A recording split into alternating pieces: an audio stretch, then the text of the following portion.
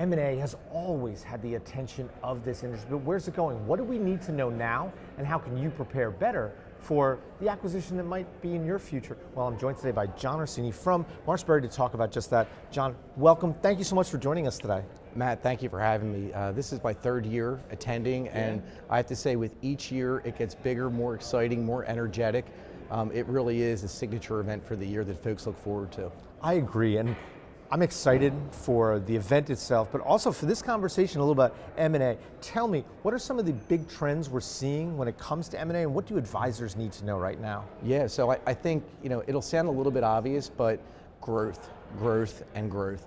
So what advisors need to be preparing for as they continue on their arc and journey is focused on organic growth, and what does that mean in terms of not just bringing in new clients, but mining deeper into the relationships that they have.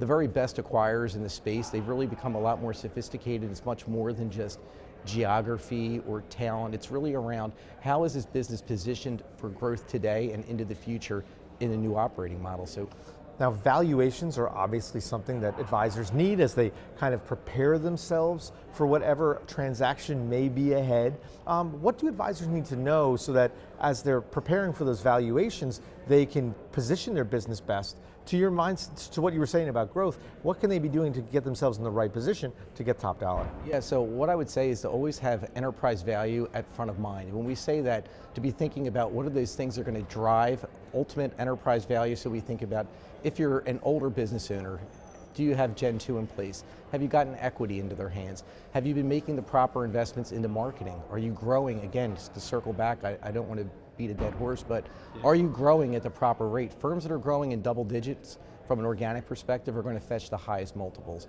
And then ultimately, don't wait too long. So a big piece of your benefit that you're going to bring to an acquiring firm is you and yourself. So they're not looking for folks to exit upon transaction. They're looking for people who want to be there 3, 5, 7 years beyond. So do you think, as they get valuations, and some have recommended, hey, get an evaluation a few years before you're thinking about selling, so then you can ultimately, like in a home sale situation, if you're going to say growth, it was home sale, maybe it'd be location. It's really all about understanding, so you can make adjustments in your business model so you can stand out from the crowd. Yeah, so there's an old adage, the cobbler's children have no shoes. Correct. So this is a business built on financial planning and planning for the future.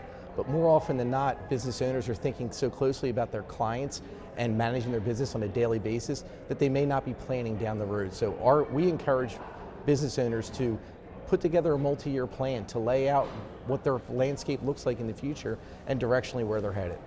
Now, we're at an interesting inflection point. There's so many advisors now in that age range thinking about retirement, thinking about selling. When you think about the future, what holds, is this something that's going to continue? And what should advisors do to best position themselves for success going forward? So yes, I do think it's going to continue for some time.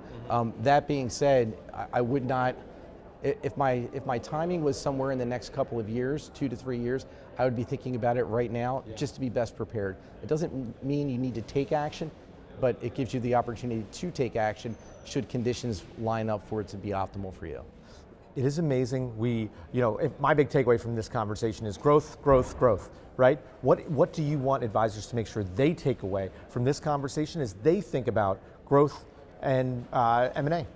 Yeah, so I would say for advisors, number one, continue working on your business, continue servicing your clients well, but focus on generating that or developing that next generation of talent so that you have the resources in place to increase the appeal of your organization going forward. Incredible, John. Such great insights. Thanks so much for joining us today. Matt, thank you. For Wealth Management, I'm Matt Ackerman.